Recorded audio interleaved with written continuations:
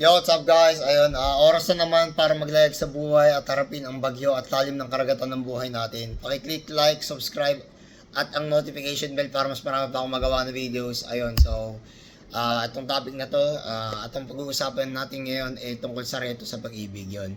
So, para sa akin, nakakakilig pagka may inirereto ka at may inirereto sa'yo.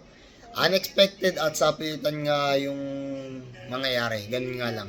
May possible chance na mahulog ka sa tao na ito. General speaking, para sa babae at lalaki.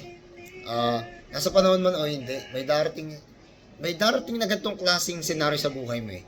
Well, di ko na masisisi ang ilan. At nakasanayan na ng karamihan.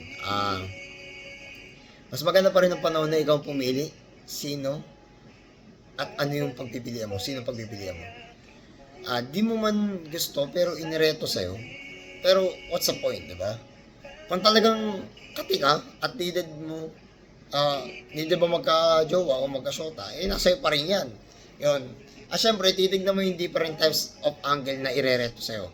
True story, ang daming nagreto sa akin kahit ganito ako kapangit.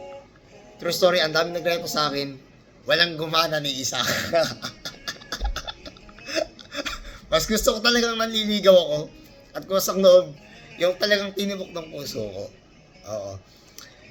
Syempre, medyo pihikan din ako. Hindi mo na ako perfect. Hindi naman ako porket nakakita ng babae, sige lang na sige, tira lang na tira. Di naman ganun kaliit yung utak ko para lumandi, yung agad-agad. Although na-attract ako sa mga tao, it not means you have to be controlled by your feelings, diba? Para sa akin, ang pagrereto katangahan yan eh.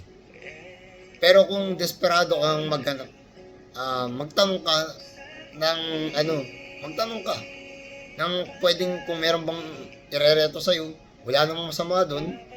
Ang akin lang, yung consequences dahil hindi nyo pa nakikilala isa't isa. Iba yung ibinigay sa'yo ngayon kaysa itinayo at inibay ng panahon. Again, dito para sa lahat, perspective ko lang ito. Alam ko na may mga matatagal na sa relationship pero naghihiwalay din bandang muli. Iba ka 10 years, 20 years, yung iba may anak na. Ang pinaka-main key dito is paano nyo ina-approach yung isa't isa para mas makilala pa ang isa't isa na hindi pa kayo, which means hindi pa kayo, getting to know pa lang. Yun. So, itong pagreto para sa akin kasi is isa sa mga big deal para sa akin kaya ako ginawa itong video na to. So maraming salamat sa mga nanonood and peace out.